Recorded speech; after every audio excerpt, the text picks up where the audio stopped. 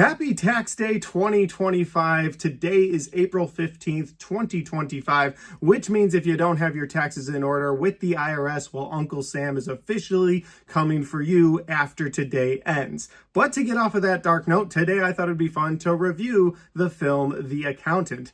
Some of my clients are quite dangerous. Why would your clients follow you? You're an accountant. We have to go to the police. Police can't protect you.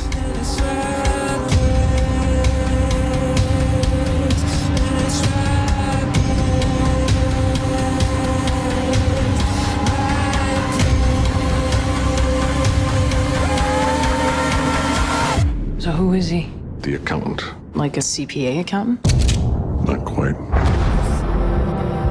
This movie came out in the year 2016 and was directed by Gavin O'Connor. It stars Ben Affleck as the title character of The Accountant, and it's a thriller action flick, and one that I thought I had reviewed right here on this channel, but then when I was looking back into my channel, I realized this movie came out before my channel was even started, and so I've never gone back and rewatched the film after my initial viewing in the theater. And I remember that day like yesterday where I went to the theater with a couple of my brothers. We watched the film, we had a great time with it. We drove home, and when we got home, there were little golden stars that had been etched into my sidewalk leading up to the front door, and I realized that my wife was throwing me a 26th birthday party that day, and so those two memories kind of go hand in hand. Not just the movie, but also the surprise birthday party that my wife threw me, how all my friends and family were there. It was a really great time. Lots of pumpkin pie. That's what I like to eat on my birthday. Sometimes some devil's food cake. Sometimes both. You get the idea. But anyway, with all that information, I thought it'd be fun to go back and rewatch and review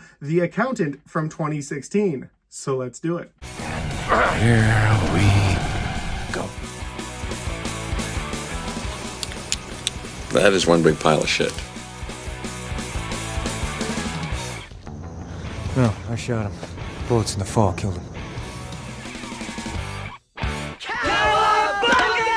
And so, as I said before, Ben Affleck stars in this film as the accountant. His name in this film is Christian Wolff, and Christian Wolff is a great accountant, but he also is a highly functioning, severely autistic man, and he's been this way his entire life. You get to see a glimpse of his life as a child throughout this film in different flashbacks, where you see that his mother and father brought him and his brother to an autistic home, and they were like, hey, we're just looking to see if we can get help raising him because he's so severely autistic. And like at that time you see him freaking out in the background, and so the guy who runs this autistic home is like, hey, we got to be careful with the way we treat them because their brains act a little bit differently than ours, where they don't normally have the social norms. Some of them can do great things with their minds, kind of setting you up to understand why Ben Affleck's character is going to be so good at everything that he does throughout this film, not just as an accountant, but as a highly trained assassin. Because you find out a little later on in the film that the dad had a different way of raising his sons, both Christian and Braxton, and he decided to train them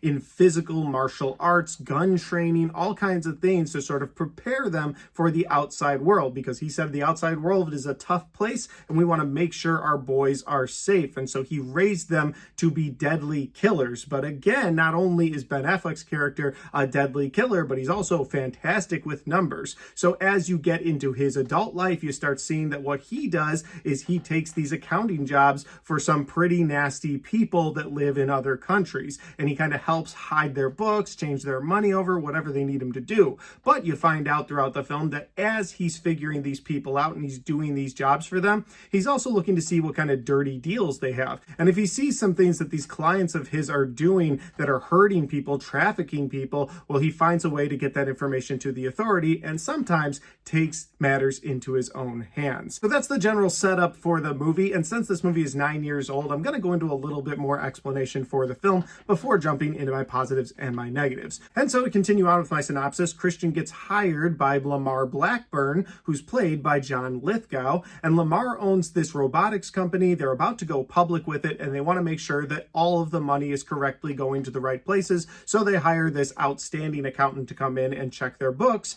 and he finds that millions of dollars have gone missing. But because he starts to turn over some stones and try to figure out what's going on, well, people start dying, and the girl that was assisting him, played by Anna Kendrick, she gets targeted as well. And so while Christian tries to be a lone wolf, tries to keep people away from him because he deals with such dangerous people. He decides he's going to protect her, which then puts them on the run from some shady characters, including John Bernthal's character, who's like this deadly assassin that you know very little about, but you can see him and Christian making their way towards each other as John Bernthal's character is actually working for Lamar Blackburn. And so they're getting closer and closer to each other till they're going to have this big action showdown. And that is the best synopsis that I can give you for The Accountant. If you haven't seen this film yet, I highly recommend that you check this movie out. I had a ton of fun with this movie back in the theaters. There's an awesome twist reveal towards the end of this movie that we'll probably get to later on in this review, but I'll leave it at that for now. If you haven't seen the movie yet, check it out. I highly recommend it before part 2 comes out in just a couple of weeks. Now we are going to get into my positives and my negatives for The Accountant, but before we do that, if this is the first time you found my channel, well, I would love for you guys to hit that subscribe button. Check out all the different content on my channel, whether you like throwback movie reviews just like this,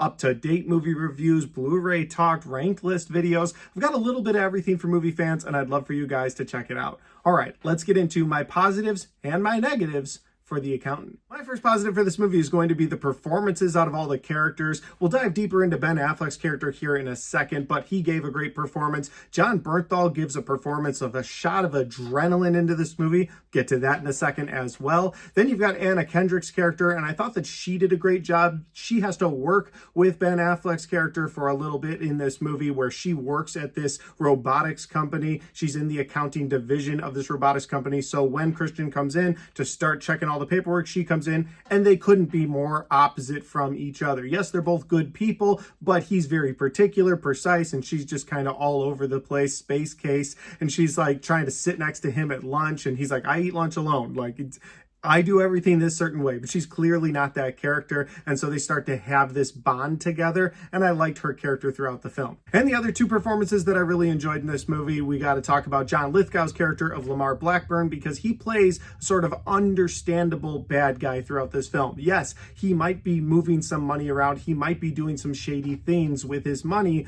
but he believes that he's doing it to help people because of the robotics company that he has, how they're able to set people up with new limbs. He feels like he's justified. And I think a great movie can do that, where it can take a sentimental bad guy and be like, okay, you might be doing some shady stuff, you might be doing some things you shouldn't be doing, but I kind of understand why you're doing it. And I think that he gives a great performance sort of portraying that to the audience. And the other performance we got to talk about would be from J.K. Simmons as Ray Keene. He brings a great emotional beat to this movie as this member of the Treasury Department who's trying to track down Christian Wolf throughout this film. And you get his overarching narrative throughout the film. It actually opens with him, and the movie kind of closes with him as well. And I thought they did a great job with his very emotional story throughout this film, and where he never felt like he was the best worker at his job. He never felt like he was the best cop when he was a cop, but he always felt like he was a great dad. And because the film parallels him with Ben Affleck's character, who had a very rough dad,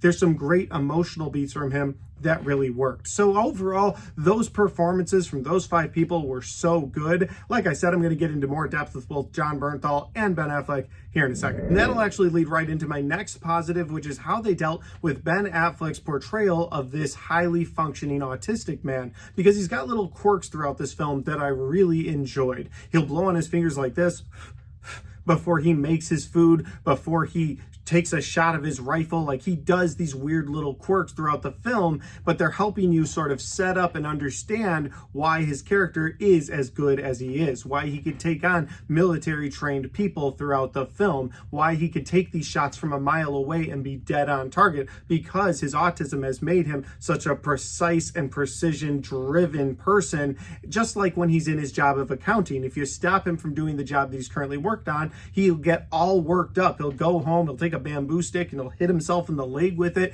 Like, he does not like being stopped. Once he starts something, he has a goal to finish it no matter what. And this theme keeps popping up throughout the film, all the way into the third act, when he's trying to get to the bottom of what's going on with Lamar Blackburn's company. And I think that it's such a well done job how Ben Affleck portrays this man with autism, and how they never treat it as a joke, how they never treat it as a bad thing. Like, yeah, at the beginning of the film, you see this therapist tell the parents, hey, know, we got to give extra love to this guy. And you could tell his dad was not on board with that. And you, the viewer, that made you just emotionally invested right off the bat. And while they're having this conversation, you see this younger version of Christian who's putting together a puzzle, and he starts freaking out because he can't find the last piece. When the last piece is finally revealed and he puts it in place, you see that he was building the puzzle from the back, and it's just this gray slant because the other side is on the bottom of the table, and he had just done it that way. So again, it just does a great job setting up his character from the get-go to have this precision-driven life to be able to do all the crazy action things that he does in this movie. And that would lead to another character that I wanted to talk about. That would be Jon Bernthal's character, this highly trained assassin that seems to be on a collision course with Ben Affleck. You find out at one point in the movie he's hired by Lamar Blackburn, so he's coming with all of his guys, and that's basically where you get your action in that last scene. But he's coming towards him, and I think that every time Jon Bernthal's character is on the screen, it sort of elevates the pace of this film, because the film is a thriller while it's also an action movie. There's a lot of mystery because the director's trying to weave a bunch of different storylines. Some of them work, some of them don't. We'll get to that in a second. But I love the fact that every time Jon Bernthal's character was there, you were locked in as a viewer. And I'm not saying the other characters didn't do a good job, because I just got done praising all of them, but something about his character, something about his on-screen presence, when he's there, you're locked in. You're like, oh, okay, this just got to the next level. And it's like that every single time Jon Bernthal is on the screen. It's like the movie is one pace, and then Jon Bernthal's character has a scene, and it's all of a sudden at another level. It's all of a sudden at another pace. And I thought he did a great job with his character as well. And my next positive has to be to talk about those action scenes that are throughout this film, especially leading up to the third act. But there's several action scenes you get to see throughout this film. One of them's done on video cameras, where you see Ben Affleck's character take a couple people out with a butcher knife from a nearby restaurant, and then he takes their gun to go finish the job on the other people they were guarding. It's a pretty cool scene. You're watching this scene and getting the story from J.K. Simmons at the same time, so it works really well. But then there's just other straight up action scenes where Ben Affleck has to take on some guys that are holding some people hostage, or you get into the third act of this movie where essentially Ben Affleck becomes a one-man army. It's him versus Jon Bernthal's character and all of his guys. And I mean, there's, I don't know, 15, 20 highly trained assassins that are hauled up in this house with Lamar Blackburn. And so Ben Affleck has to shoot his way in. And there's some great moments through that as well. From the gunfighting that's done all the way down to the hand-to-hand combat between both Jon Bernthal and Ben Affleck. That's a great action scene. Every moment of that scene, I was completely locked into it. And just overall, the action scenes of this movie were done spectacularly well. That'll lead to my final positive, which is a bit of a spoiler. So I am going to say spoiler alert up front. This movie has been out for 9 years. I expect most of the people that click on this review to have already seen The Accountant. If you haven't seen it and you don't want this gigantic spoiler, then I would highly recommend you don't continue on with this video. Just hit like. I'll see you next time. Come back, watch it after you've seen the movie. But that said, if you've seen the trailer for part 2, this reveal is not going to be a big reveal anymore, because in part 2, it's just automatically known. And so they threw it in the trailer. So if you've already seen the trailer for The Accountant 2, I'm not spoiling anything here. But to get into the big spoiler, my final positive for this movie would be the fact that they threw a twist reveal in. You've got Jon Bernthal, you've got Ben Affleck, they're having this hand-to-hand combat scene, and it's revealed to the audience in that moment that they are actually brothers. They are the two brothers from the beginning and some of the flashback scenes throughout the film. It's both Christian and Braxton the entire time. And the way they reveal that scene took me completely off guard in the theater, because there's nothing really alluding to them being brothers throughout the majority of the first 2 acts of this film. There are some hints now that I've watched it a second time, and I was like, oh, okay, there were some things they threw in there. There were some things that sort of were thrown in there in the third act before it's officially told to the viewer. And maybe had I been expecting it, or if somebody had tipped me off, but back in 2016, I had no idea what this movie was even about, and so I was completely caught off guard. The twist reveal worked really well for me, and that whole action scene culminates in a great scene of brotherly love between both Christian and Braxton. I thought that scene was awesome. I loved what they did with it, because it goes from this high-octane action scene, he's killing all these guys, down to just him and Braxton. They start fighting each other, and then they realize who each other are, and so they start having this sentimental conversation while they're fighting, actually. Then they're just sitting down like brothers would do after they've had a fight. They're just sitting down next to each other, talking to each other about what's going on. And again, huge spoilers here, so you've been warned. But I love how they end this scene because John Lithgow's character comes in, Lamar comes in, he's looking around, and you can see just how irritated Lamar is for hiring the brother of the person that he wanted killed. And so he's so irritated in that moment. He looks at Christian and he's like, do you have any idea what it's like getting to this point where you're saving people, where you're helping people?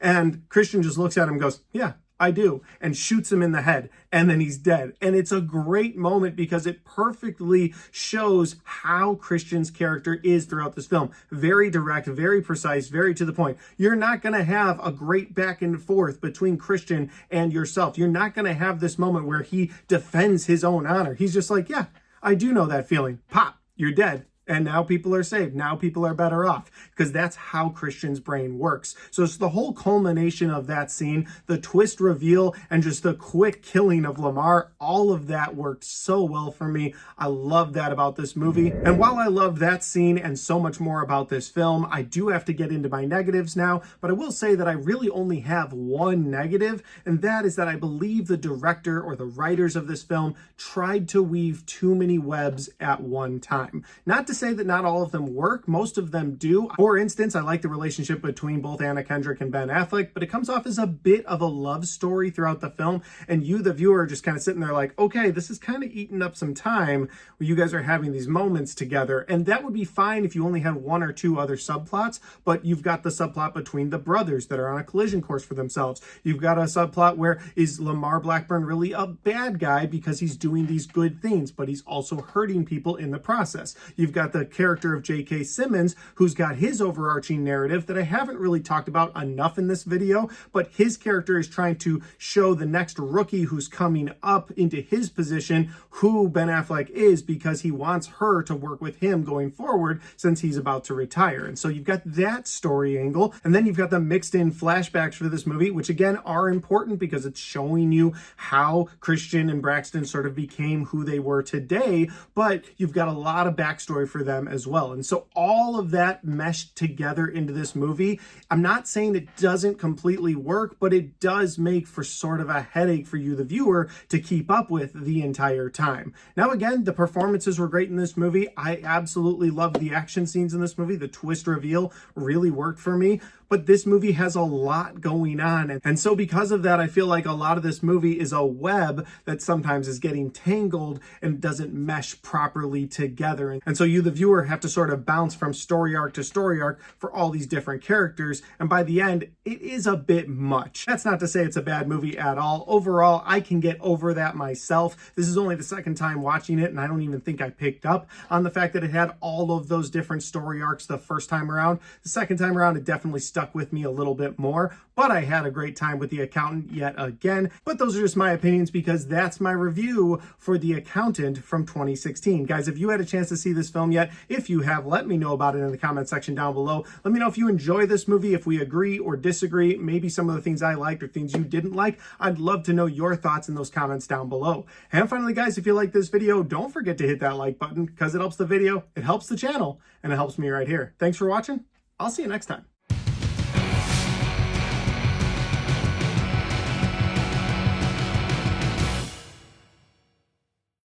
All right, guys, we got to the end of my The Accountant review. Had a great time making this review. It's a review a long time in the making because I own it on 4K back there. And every once in a while, I'll be like, oh, I've got to rewatch this sometime soon. And it just kind of worked out perfectly since The Accountant 2 is coming out in theaters in a couple of weeks. So I wanted to get this review out to you guys before that film drops. Are you excited about The Accountant 2? If you are, let me know about your excitement for that movie as well. Are you going to see it on opening day? I know I am. But in the meantime, before I get to The Accountant 2 review, if you want to check out any of the other content on my channel, well, I've got all of my best and worst of 2025 right there. And I've got all of my 2025 movie reviews right there.